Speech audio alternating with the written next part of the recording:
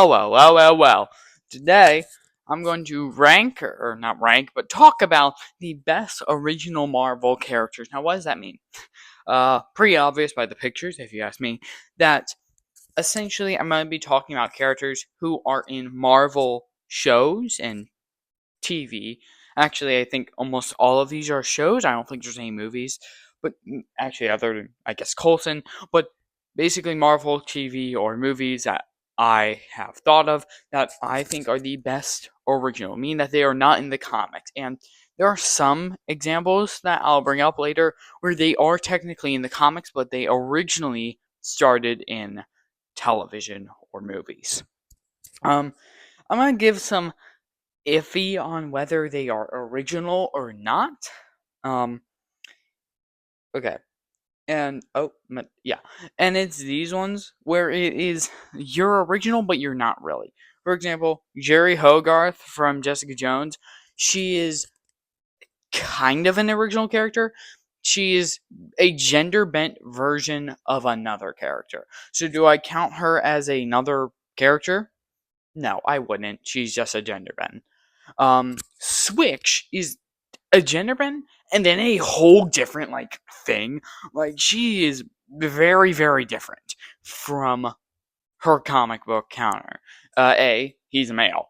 B, I'm pretty sure they have different powers. So do I count them as one character or is she an original character? She wouldn't win, but I do love Switch. Then Dina Madani is another example where, sure, she is original, but she is basically another character with a new name tagged on. So do I?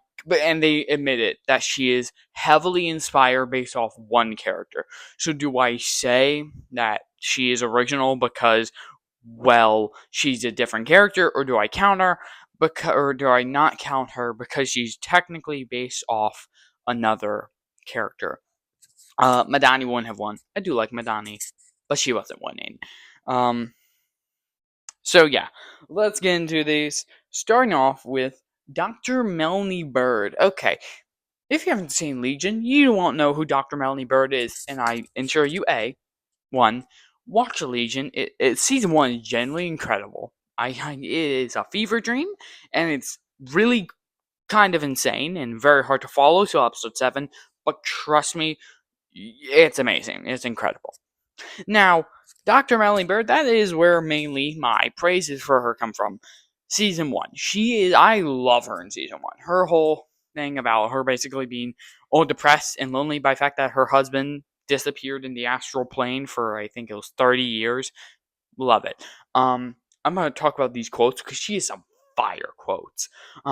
There's one exchange that really shows how much I love her, and it was the I'm thinking about, oh yeah, she's talking about her husband, and then to Sid and David, she was like, "Have you ever turned on the coffee machine? Then you've heard my husband's voice." And we actually see that happen where she's talking to the coffee machine. That sounds weird, and it's like, "Have you heard the story of I think it was the swan and the quail?" She's like, "Yes, many times." But tell me again. I think it really worked for her arc. I also do really like her in a scene from season 2. Season 2, episode 3, I think it was, where the monk came by and showed her where she was and that she was omnipotent and that she was a girl who had a dream but lost her dream to follow her husband's dream, but her dream was to be carefree.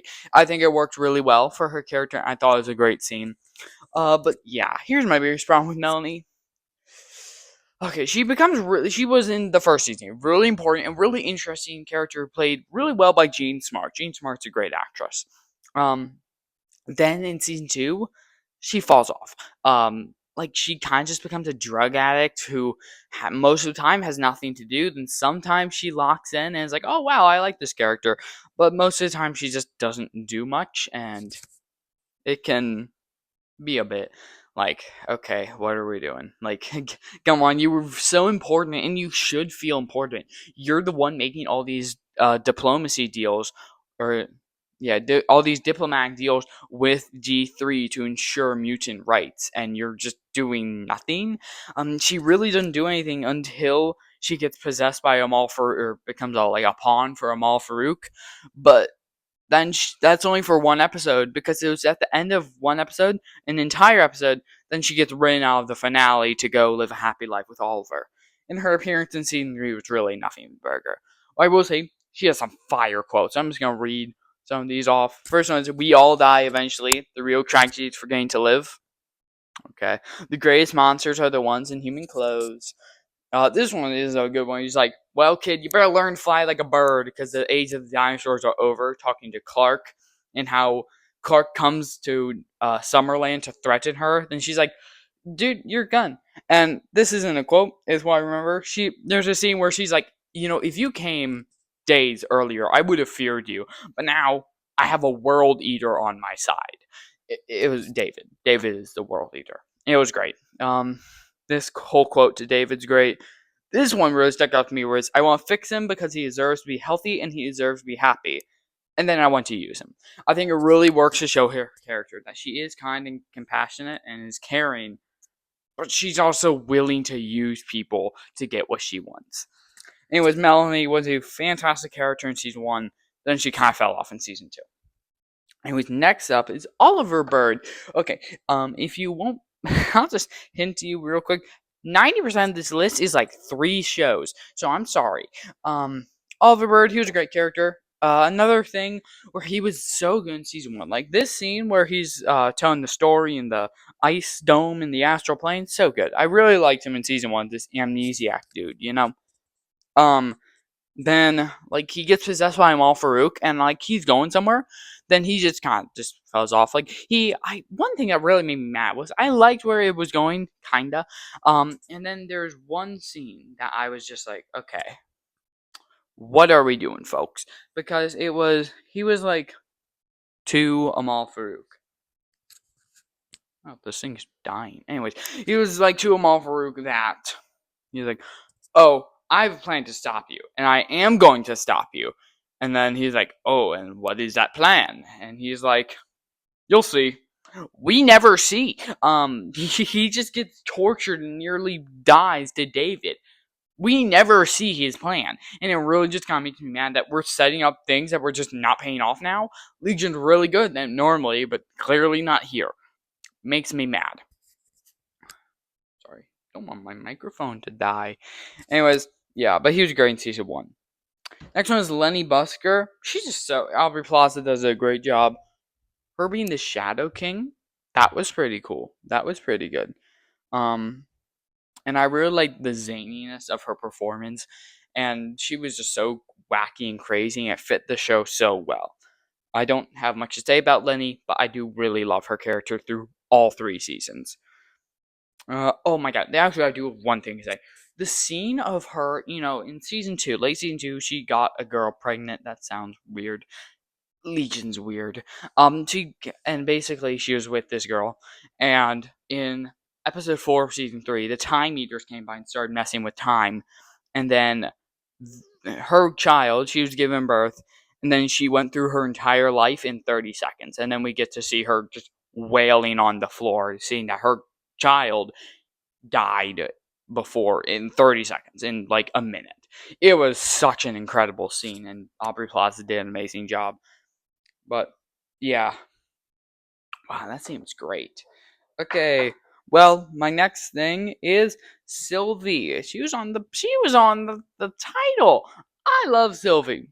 I don't get the Sylvie hate. I know people didn't like her because they were like, "Oh, she's taking over the Loki show. I came here for Loki, not Sylvie."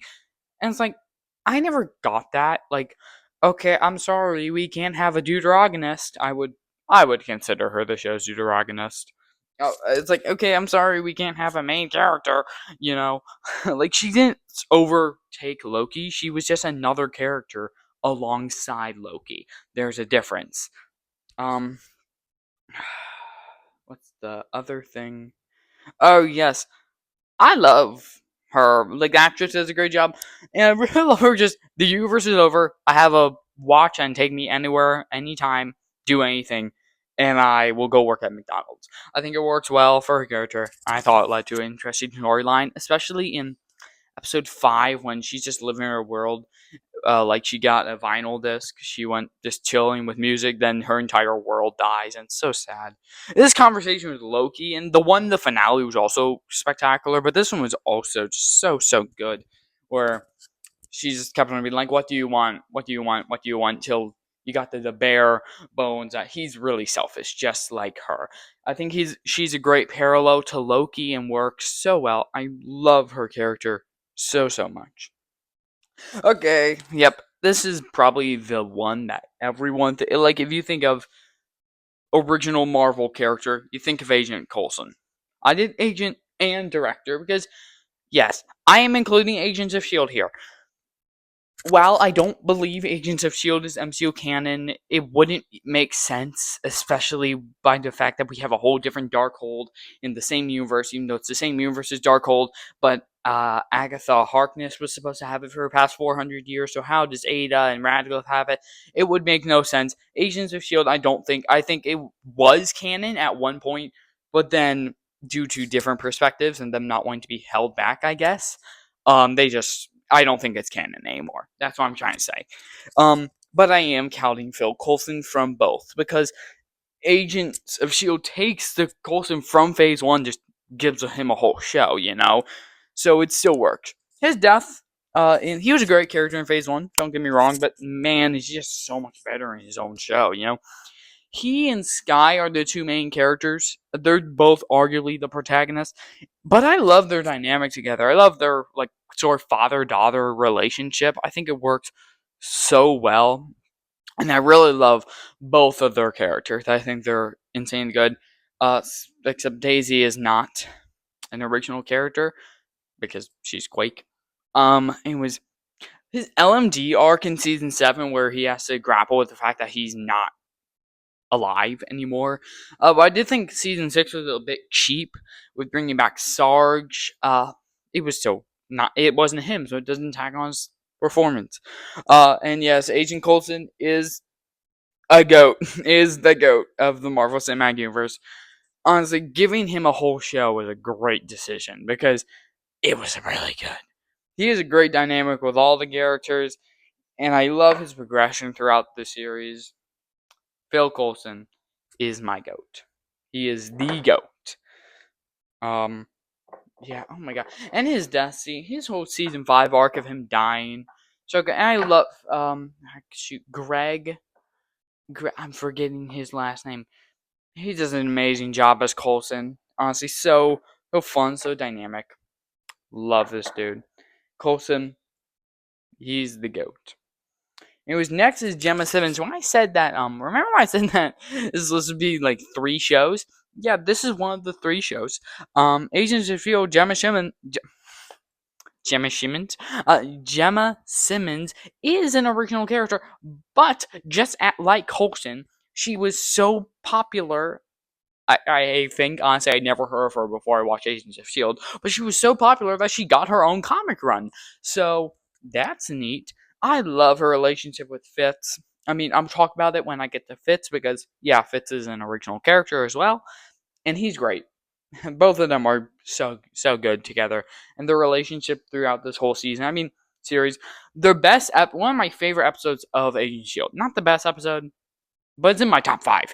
Is Inescapable. It's just an episode about their relationship and experiences, and it's so good. The scene where they're yelling at each other in the containment pod is immaculate. Also, I really like, especially from season 4 and beyond, the growing relationship between Skye and Simmons. You know, how they're both trapped in the framework together. They both go to space together. They are both with the Kree dude. I forgot his name. The No. he's with the Kree dude in season 5 together. They have a good bond. They work together well. And honestly, I also really like her in season 7 as she's a seemingly mastermind behind this plan along with Fitz. It's just she's forced to forget it. And her thing that season of with Fitz is so good. I love Simmons so much. Wait, yeah. Her relationship with Deke, I'm okay with to an extent. It's more of a problem with Deke than her character, but honestly, I love her dynamic with the cast. She's so well written. Simmons is so good. And Fitz, honestly, you can apply a lot of that, except instead of with Skye, he has less of a connection with Skye. He has more of a connection with Enoch and Mac. His connection with Mac was, I feel like, most shown in season 2, when Simmons was kind of abandoning him and he was hanging out with Mac more. It worked well. I think it worked well. They're both good characters. They're both well. His relationship with Enoch was really good. I really like how they worked together in season 5 and the first half of season 6. And Enoch is the GOAT. Enoch is an original character, I think. I can't remember. And he probably would have made the list, so here's my honorable mention for Enoch. Uh, as I Have Always Been, which is a Enoch somewhat centered episode, and that's arguably the best episode in Agents of S.H.I.E.L.D., so fair to him. Anyways, again, relationship with Simmons is great. Also, one thing I'd just love to say, which is why I think if you count this as MCU canon, I don't. I think Fitzsimmons is probably the best couple in the MCU because they are actually independent. Like, Fitz isn't his independent character, Gemma is her independent character. They have relationships outside of one another. Like, think about like Iris in The Flash, or Felicity in Arrow, or Eve in Invincible. They feel like just they're binded to their partner and they don't have any liberties. But it feels like Fitz has all these different character connections. He has this whole schizophrenic arc with the Doctor, and Simmons has her whole thing with Sky and all that. Which I say Scott my man Daisy, my bad. And it works really well. Honestly, they're better and they're equally as good together, which helps. Um, yeah, him becoming a doctor in the framework and being a villain, that was good. And then him seeing the doctor and the reveal in the Devil's Complex, he's been seeing the doctor and he's been schizophrenic because of everything that's happened to him, like even dating back to season 1 where he got drowned under the ocean. Yeah, that's one thing I love about Agents of S.H.I.E.L.D. is how it actually acknowledges its previous seasons. Works so well. Anyways, next up is Grant Ward, another original character. The Hydra choice was great. I mean, he was an interesting character before it, but honestly, he kind of fell to the fact that the writing in the first half of Agents of S.H.I.E.L.D., not the best. Season 1 was not the best. But afterwards, he became a really great villain and adversary to the team, and I thought it really worked well. And his relationship with Hydra and his brother was explored in season 2. And okay, here's where we start falling off. Well, I will say, at the start of season 3, I started getting sick of his game, where he just shows up, could clearly be defeated, but then he just doesn't. Even though I do like his connection in season 3 with Bobby and Hunter, because of what he did to Bobby last season, it worked well.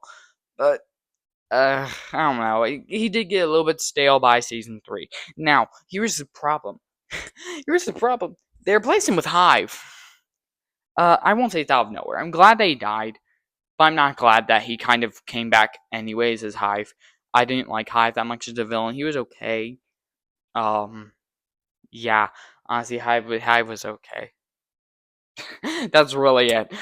I did like him in the framework arc though, but Grant Ward, he served his purpose and gave his time, and he was great for it.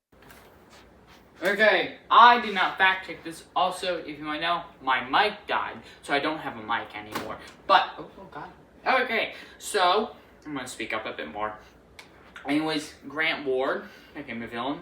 And yeah, Rosalind, that's what I was going to say.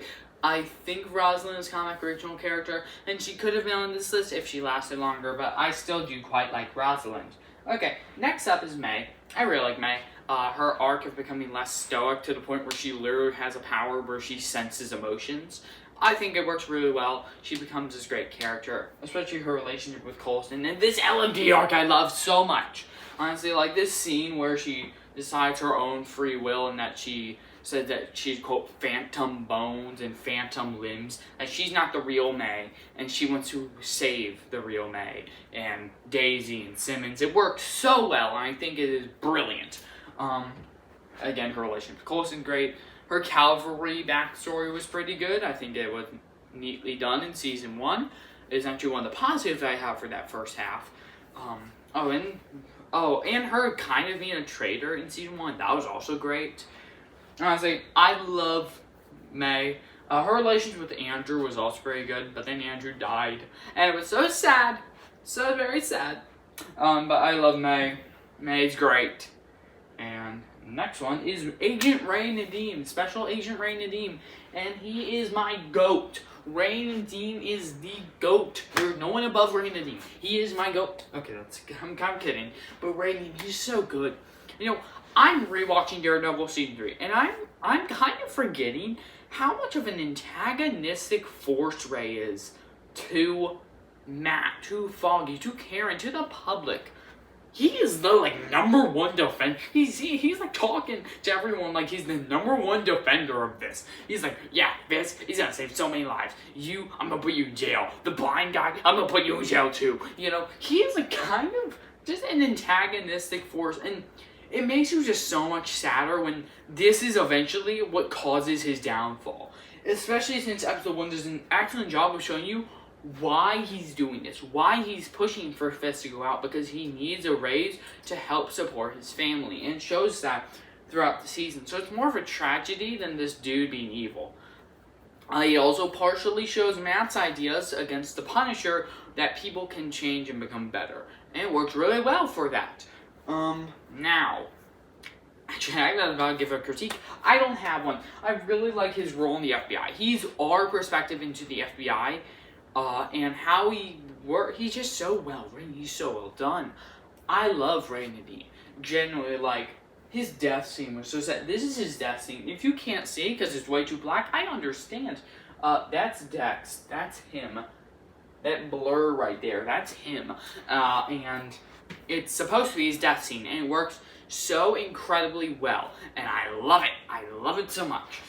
Honestly, Ray Nadeem, there's 5 different things that you can argue carry Daredevil Season 3. Fisk, Matt Murdock's arc, Bullseye, all the side characters, and one of them is definitely Ray Nadeem. Ray is just such a good character. I can't express that more. I love Ray Nadeem so much. He is an immaculate character. You know, it's going to be shocking when he's not number 1.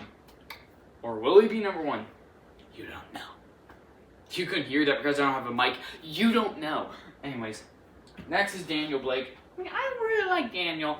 I really liked him in season 1 with his growing relationship with BB and him basically becoming more and more and more of a lapdog to Fisk. He was already a lapdog to Fisk and his biggest supporter. And then he just becomes evil by the end of the season. And I think it worked really well. His dynamic with Fisk, his dynamic with BB, both of them were quite good. Also, I could put BB York on this list, but I decided not to. I do like the BB report. I don't think BB herself is good enough a character to be on this list. His dynamic with Buck, who is a comic book character, his dynamic with Buck was really good. I really liked him in Buck. I really like Buck. Buck. Buck is my GOAT. Buck is really good. He is definitely the best Fisk side character since Wesley. He's so good. But anyways, Daniel, his death scene's so sad, where he dies and we hear Murdock's prayer, as it seems to be that Buck is having this temptation to not kill Daniel. Then when Matt ends his prayer by saying amen, he shoots him in the head and cleans off his jacket, walks away. It was such a good scene. Honestly, he had a great arc in season 2 of seeing more of what is right and dying for that. It worked really well, and overall, Daniel Blake, you get my stamp of approval. You're pretty good. Anyways, next up is Marcy Stahl. Is that German? Anyways, I like Marcy. It could be a bit of a distraction part on the list. I kind of like her arc of her being, as Foggy says, a soulless woman, and sort of just an asshole in season 1 to being an actual good person. I thought it worked very well, and, I really liked her dynamic and relationship with Foggy throughout the whole series. It was really a bummer that they didn't bring her back for Born Again. To be fair, all we see was Foggy dying. And it's also kind of sucks that we know that they broke up. But, it is what it is. Because next up should be, okay, I I kind of put this one in before when I was like, okay, I only have like 4 characters down. I need more. And, well, she's an original character. Why not add her? And then I got 11 more, and I'm like, okay, so she's useless. Yeah, Layla, she was good, I guess. I'm outside Moon Knight almost. I think it's a good series, nothing amazing, but yeah, Layla was a good character, I guess. Anyways, into who is the best, and our nominees are, starting off with Melanie Bird, then Sylvie, then Agent Phil Coulson, Ray Nadeem, Lenny Busker, Fitz, Leopold Fitz. Okay, now there are some where you can argue I'm excluding. First off, Gemma. And I'd say Gemma is about equal with Fitz. I'd also say May is about equal with Fitz. Also, one that you could say I'm leaving off is Oliver Bird, because I think he's about as good as Melanie, if not slightly better, which that would probably be why I should put him on the list. There are just a couple characters that you could definitely say should be on the list over, or just on, whatever. First goes Melanie. Well, I really did love her just so much in season 1. She was so great. Season 2 really did just kind of nosedive her character, and she just never had a chance in season 3 to get better. So, yeah. Next up is Lenny. I really do like Lenny throughout the entire show, and I told you that scene with her and her baby was just incredible.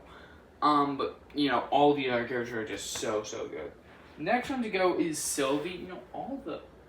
Okay, Sylvie, I love Sylvie so much. It hurts to remove it. These characters, I'm like, oh my god, it hurts so much to remove them so soon. Because I'm like, oh, I love that character, though. And I love Sylvie. Sylvie's such a good character. Her dynamic with Loki, and even Mobius to an extent, and the TVA, Renslayer, it's all so good. Honestly, Loki has an immaculate cast. Anyways, next he goes, Fitz.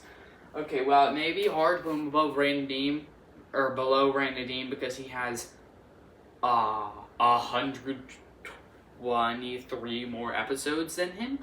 Actually, not quite that many. He doesn't appear in all of them. He has like 100 more episodes than him, but you know what, Fitz? You're immaculate. I love Fitz. I love him so much. He's great in every season. Ian, I forgot his last name. He does an incredible job in the role. But Ray Nadeem, I just think is just better. And I love Ray Nadeem. I love Ray Nadeem so much. But Coulson's winning. I'm sorry. Not only is he way too iconic, but he stayed consistently amazing for 6 out of 7. 6 out of 7 of his shows, and the face of the MCU. Like, I'm sorry. And like, even I just love Coulson too much.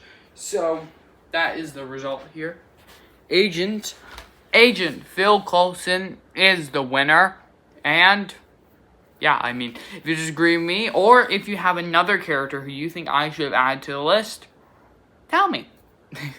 Tell me. And now I'll probably comment. I don't have anything else to do, I guess. So, yeah. Hope you enjoyed the video, and like and subscribe.